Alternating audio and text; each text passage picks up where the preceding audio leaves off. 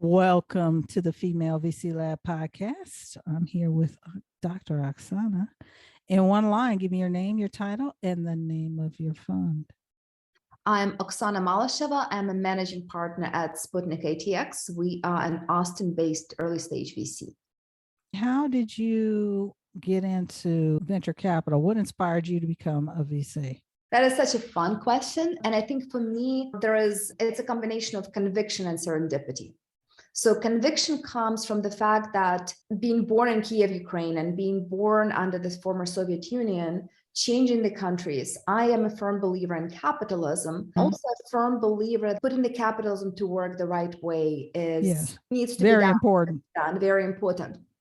So that is the conviction bit. The serendipity is, in a number of ways, the experiences that came before me being a VC ended up assembling themselves for me becoming a VC. I could not have thought that when I was a PhD in physics, being in my lab at the University of Pennsylvania, that I would be here. But business and creation of businesses had called me, and that forced me to switch gears to be at McKinsey. And then I pursued my passion and really spectacular leader, been recruited to Motorola marketing, and then I became an investor.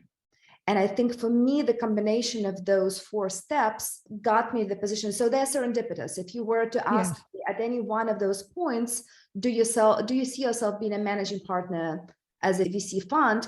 The answer was probably not. But if I were to think and dream, that would have probably came to me. But the conviction, belief in capitalism, and the combination of these backgrounds when it came together, becoming a VC was an obvious next step. It makes sense, right? We all, part of this podcast is showing, right? Like we all had very non-traditional entry points to venture capital, and it is that conviction and then your expertise coming together. And how do you meld that? And then it does make investing and then becoming like a venture capitalist make sense. Yeah, no, so true. And I think if I were to have a time machine and go back and talk to my younger self, by my personality, I always loved plans and I love to have, okay, I'm going to do this and I'm going to do that. And in reality, life has a sense of humor. That's true. It really does. And I think, and it presents you with the opportunities. You may not exactly know why it is, but for me, what worked is following my passion, following my interest, and trying to work with fantastic people. Those three things led me to where we are. But right now, in reality, looking back, life gave me exactly what I need. I use every single part of my brain, every single part of my preparation in my day job right now. That's right. It is like a preparation field. Because had you not done some of the things you had done, you may not have learned the certain things you need to learn to evolve to this point as well. Exactly right. Just so cool. What is your investment thesis and what's the motivation behind your thesis? So we're early stage VC, jokingly generally first money after friends, family, and fools. And our thesis predicates on three things. Number one, a firm belief that centers of VC and startup excellence can and will emerge outside of just the coast, the Silicon Valley. And we called it way before COVID. We called it about 6 years ago when we opened the outpost that Sputnik was conceived, and yesterday was our 5th anniversary of our fund. So like the number one is, thank you. There is a VC world, there's a startup world outside of Silicon Valley. 100% true. That's number one. Number two, startups, and what you have to do as a venture-backed startup that wants to be a unicorn, the actions are extremely non-intuitive. That's true. We believe that, So, and I think so part of our secret sauce and investment thesis is we believe that if you explain to the people the rules of the game, outcomes are going to be better. That's true. And number three, while firmly convinced the best startup has a hustler and a hacker as a team, because we are coming from the hacker, we are like we love nerds, we love people who are deep experts in their field. I think we are better positioned to either train them to be a hustler or couple up with a hustler. Yes. So I think training nerds how to sell, scale, and manage also could lead to good outcomes. Very important. So like you said, partnering them up with the hustler, the business person, the sales person, the money person, connecting them together Yeah. is And they in. don't exist without each other. They don't exist. That's true. Yeah. So that's That's true. Yeah, one can't exist without the other. yeah. So now you take those three things. Our center of gravity is in Austin, which is global. We have companies that do business in Nigeria, flew to us from Australia, from Peru. One of our best performers is in Bangladesh. But the vast majority, Austin is a fantastic, Austin's I think great. It's emerging as a national center for startup excellence. And we called it about 6 years ago. Yeah, Austin's great. I was there earlier this year at South by Southwest. That was my first time in Austin. So it was good to see that ecosystem and what was happening there. And the mix, South by Southwest is interesting because it's a content piece, but then they also have a massive kind of startup piece. So it was good to see all the different pieces of that. Massive startup piece, fantastic networking, lots of cool parties. It's not Austin, it's Austin, it's a snapshot of Austin, but love barbecue as well. Excellent barbecue, excellent. Oh my gosh. Yeah. Hey. So barbecue, so excellent.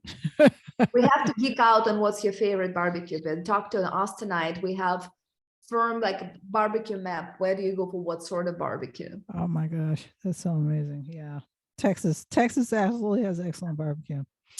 All right. So what are you currently learning or listening to or reading these days? Always lots of things. So for me, if I'm listening, I am a promiscuous podcast listener. I love podcasts. I love learning from other people. And on a short rotation, Tim Ferriss. Tim Ferriss, he's got a good 4-hour work week. That's a good podcast. Yeah, 4-hour work week. I think my favorite actually 4-hour body. Like if you look at the books that yeah, 4-hour body is the other one he did. Yeah. 4-hour body is fantastic, as well as the Tools of Titans, which that's a good one too. I think 10% Happier is a fantastic podcast. Andreessen Horowitz does a lot of great content, particularly as it relates to the blockchain and its evolution. Your podcast is recently here. I have not listened to a bunch of episodes, but I think love it. I'm on 60 episodes. Yeah. So thank you.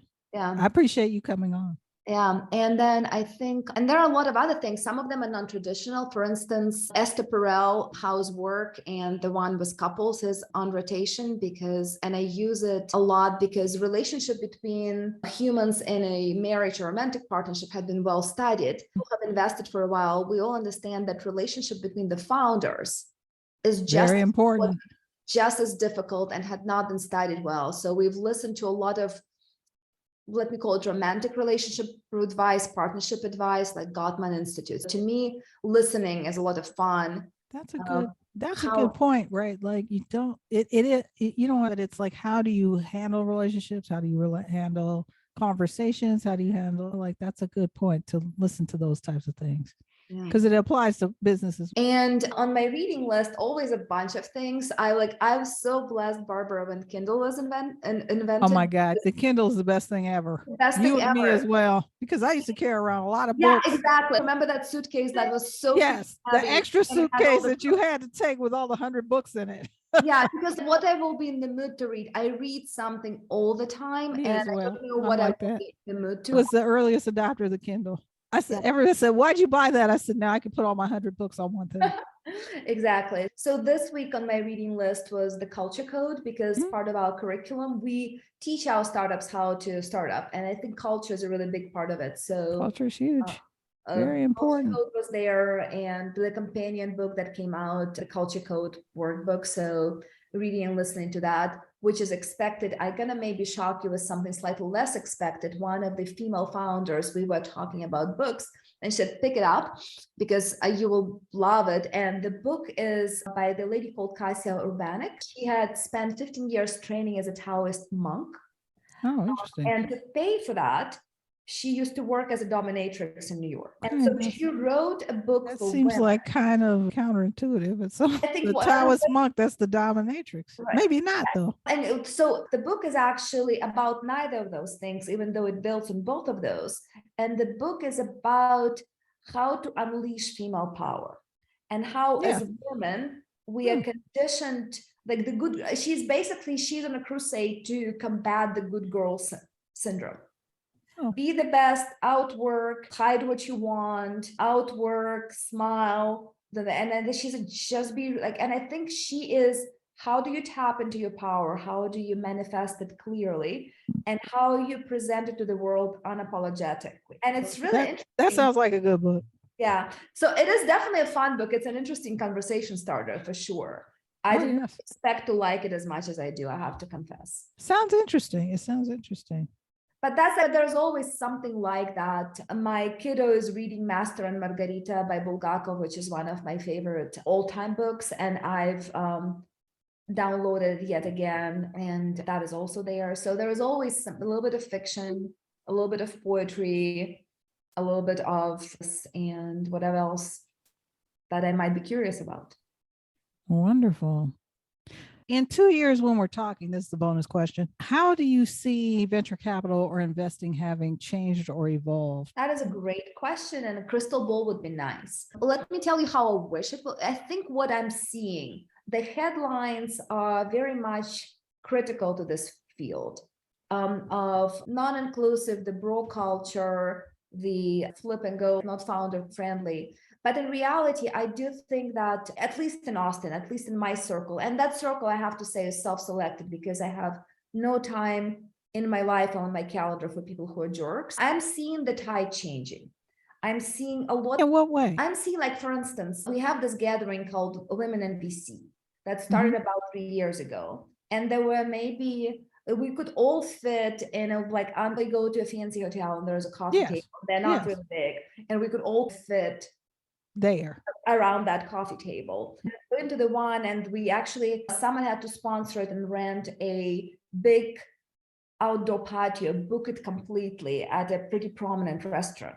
It was filled with female investors and founders. That's great. So that's that. We have had a gathering that we hosted yesterday and on our birthday with venture capitalist investors. And you look around the room and you see a lot of, I wouldn't say 50-50, but I think we've had 35 to 40% women going around, and was very different from any gathering. And I think that wasn't the case.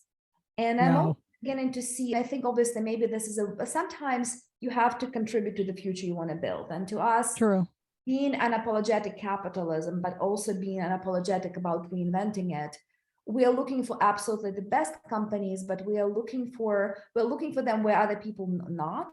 And as a result, more than 50% of our fund are female or minority led. That's great. And I'm not doing this. I am charitable outside of my work chair. It's not a charity, right? Like unapologetically capitalist.